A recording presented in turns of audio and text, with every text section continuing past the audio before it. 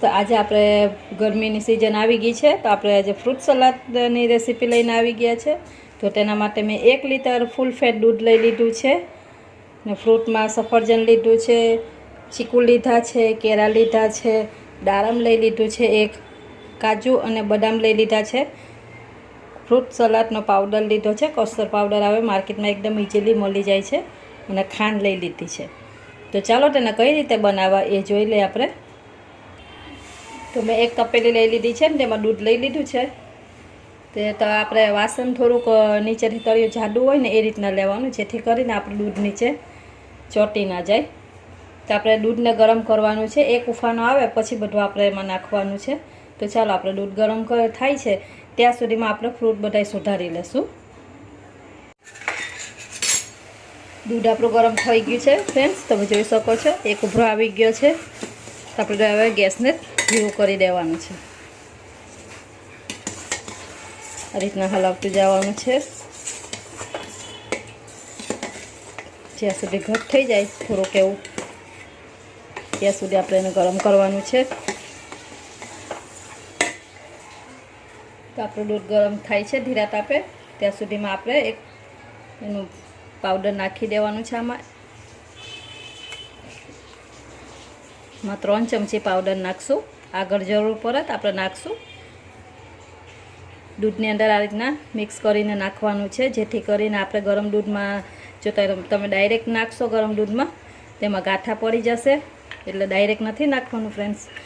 આ રીતના ઠંડુ દૂધ લઈ લેવાનું છે ને આ રીતના એને થોડુંક આ રીતના દૂધની અંદર મિક્સ કરી અને પછી નાખવાનું છે ને એકદમ સરસ મિક્સ કરી દેવાનું, જેથી એના ગાંઠા ના રહે. એકદમ સરસ મિક્સ કરી દઉં છું. તમે જોઈ શકો છો એકદમ સરસ મેં મિક્સ કરી દીધું છે દૂધની અંદર. આ રીતના આપણે મિક્સર થઈ જવું જોઈએ. તો આપણે ગરમ દૂધમાં થોડું થોડું કરીને ઉમેરતા જશું એમાં. આ રીતના ગરમ દૂધમાં આપણે થોડું થોડું કરતા જઈને ઉમેરતું જવાનું છે, અને આ રીતના ચમચા વડે હલાવતું જવાનું છે.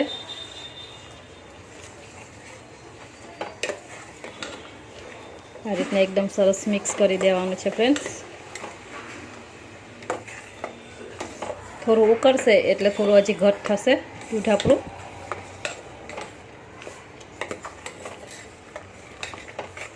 હવે ખાંડે આપણે આ જ સ્ટેજ ઉપર ખાંડે ઉમેરી દેવાની છે. અહીંયા જ ફ્રૂટ સલાડ આપણે એકદમ સરસ મિક્સ કરી દીધું છે. અંદર જે ફ્રૂટ પાવડર નાખ્યો છે તો ખાંડે આમાં જ ઉમેરી દેવાની છે. મેં 1 વાટકી ભરીને ખાંડ લીધી છે નાની એવી. જો તમે તમારા ટેસ્ટ પ્રમાણે ખાટું જેવું મીઠું ખાતા હોય એ પ્રમાણે લઈ લેવાની, કેમ કે ફ્રૂટ આપણા મીઠા હોય છે એટલે એ પ્રમાણે નાખવાની ખાંડ. તો ખાંડને આ રીતના એકદમ સરસ આપણે મિક્સ કરી દઈશું.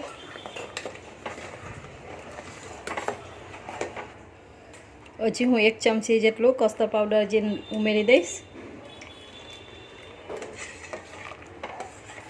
મેં ટોટલ 4 ચમચી કસ્ટર્ડ પાવડર આમાં ઉમેર્યું છે ફ્રેન્ડ્સ. હવે આને ઉકળવા દેશું થોડુંક એવું. જો ફ્રેન્ડ્સ આને આમ રાખી નથી દેવાનું, આ રીતના ચમચા વડે આપણે હલાવતું રહેવાનું છે, જેથી કરીને આપણે જે ફ્રૂટ સલાડ કસ્ટર્ડ નાખ્યો છે એ નીચે બેસી ન જાય. આ રીતના ધીરા તાપે જ કરું છું હું, ફૂલ ગેસ નથી કરવાનું. જો તમે જોઈ શકો છો આપણું દૂધ કેવું ઘાટું થઈ ગયું છે. પછી 5 મિનિટ માટે આપણે થવા દેશું એને.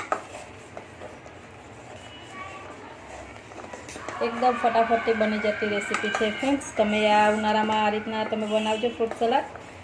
જો આપણે બહારથી તો લઈ આવતા જ હોય છે, પણ ઘરે બનાવો તો એકદમ સરસ ચોખ્ખું અને સારું બને છે. ઘરે એકદમ ઓછા ખર્ચે બની જતું હોય છે. આમાં બહુ મહેનત નથી, ખાલી બસ આ રીતના દૂધ ગરમ કરી લેવાનું અને ઠંડુ પડે પછી આપણે એમાં ફ્રૂટ ઉમેરી દેવાના છે. ગરમમાં ફ્રૂટ નથી ઉમેરવાના. જો ગરમમાં તમે ફ્રૂટ ઉમેરશો તો આપણા ફ્રૂટના કલર ચેન્જ થઈ જશે ને એકદમ સરસ નહીં થાય. બહાર જેવું કરવું હોય તમારે તો દૂધને ઠંડુ પડવા દેવાનું, પછી જ એમાં ફ્રૂટ ઉમેરવાનું.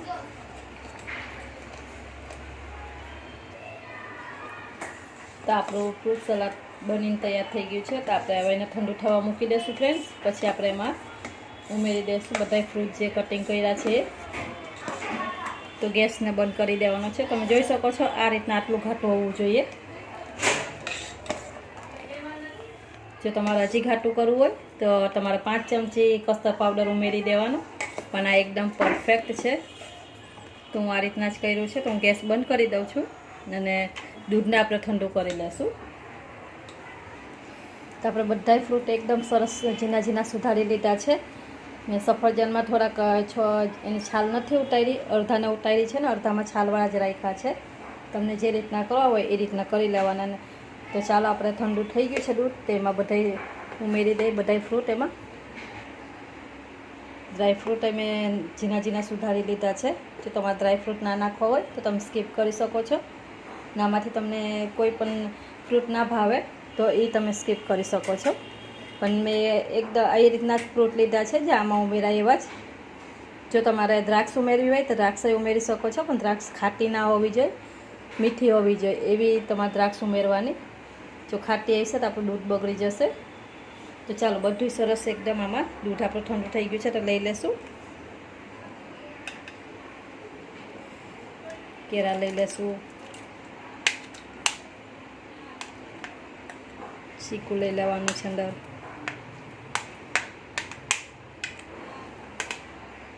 થોડુંક એવું ગાર્નિશિંગ માટે રાખ્યું છે. દાડમ લઈ લેશું, સફરજન લઈ લેવાનું છે,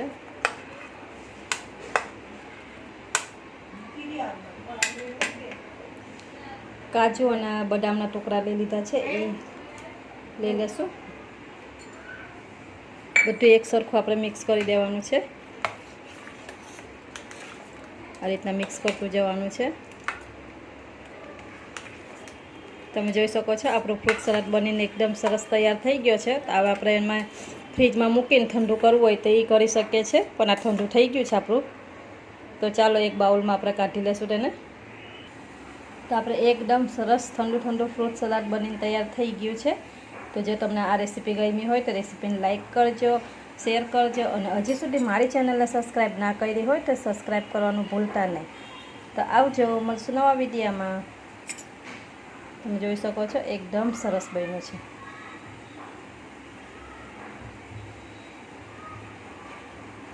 છે ને જોતાં જ ખાવાનું મન થઈ જાય એવું બન્યું છે.